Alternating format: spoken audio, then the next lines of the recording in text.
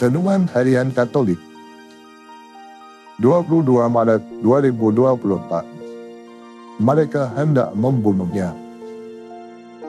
Dan bukan untuk bangsa itu saja, tetapi juga untuk mengumpulkan dan mempersatukan anak-anak Allah yang tercerai-berai.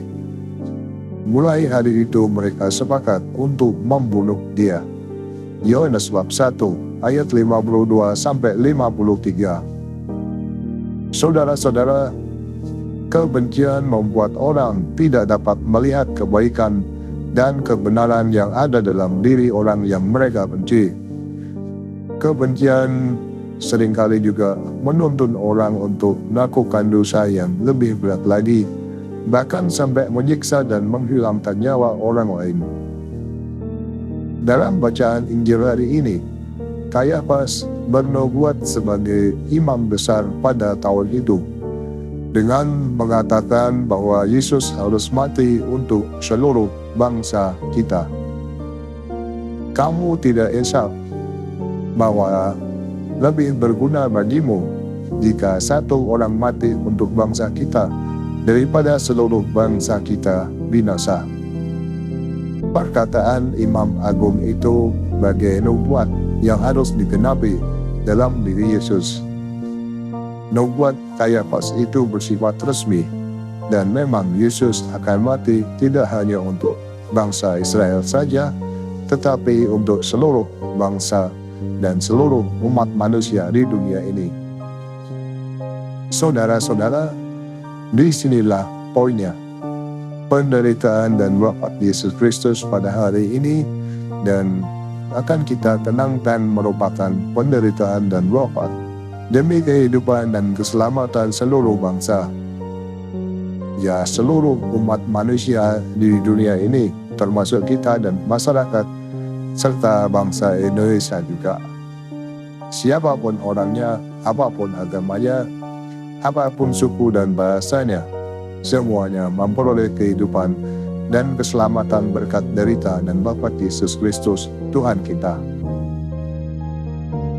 Banyak orang-orang Yahudi yang percaya Tuhan melalui peristiwa dibangkitnya Lazarus dari kematian. Ada juga orang yang melaporkan kejadian tersebut kepada orang Farisi dan imam-imam kepala. Imam-imam kepala dan orang Farisi yang sudah dihinggapi kebencian tidak dapat lagi menerima karya-karya kebaikan yang dilakukan Yesus. Kebencian menutupi hati mereka. Mereka bahkan menolak mukjizat-mukjizat yang dibuat oleh Tuhan Yesus. Mereka mengincar kematiannya. Yesus tidak pernah takut menghadapi musuh-musuhnya, sehingga ia datang juga ke Yerusalem pada hari Paskah. Memang ia harus menghadapi semua itu dan mengorbankan diri, mati demi keselamatan manusia. Oleh karena itu, sebagai pengikut Kristus, sudah seharusnya kita berani berkorban demi orang lain dan bukan mengorbankan orang lain demi posisi dan kepentingan pribadi kita.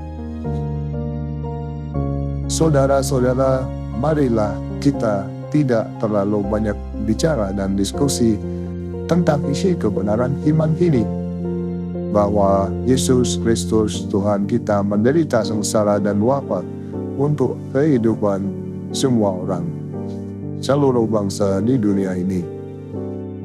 Sering banyak teori-teori teologi ini itu yang dapat membingungkan kita yang menjadi umat yang sederhana ini. Kebenaran iman ini hanya perlu dikontemplasikan, dibawa dalam doa sambil memohon kepada Allah untuk mencurahkan Roh Kudus-Nya agar menerangi budi dan hati kita, sehingga dapat menyelami kebenaran iman itu. Bagi orang yang percaya kepada kuasa dan kasih Allah, peristiwa apapun, bahkan peristiwa menyedihkan sekalipun, akan tetap menghantar kepada sukacita yang mendalam. Maka kita tidak perlu gentar dan berkecil hati, tak kalah harus menghadapi aneka peristiwa hidup asal kita berada dalam kasih Allah. Menjelang pekan suci ini, marilah kita melihat ke dalam diri kita. Janganlah amarah, kebencian, dan dendam ada dalam hati kita dan menutup diri kita untuk dapat melihat karya rahmat Allah dalam diri kita. Jadilah pribadi-pribadi yang merdeka. Ya Tuhan, semoga kami dapat menjadi pribadi-pribadi yang merdeka dari amarah, benci, dan dendam. Selamat beraktivitas, semoga semuanya lancar, sukses, serta selamat. Tuhan memberkati.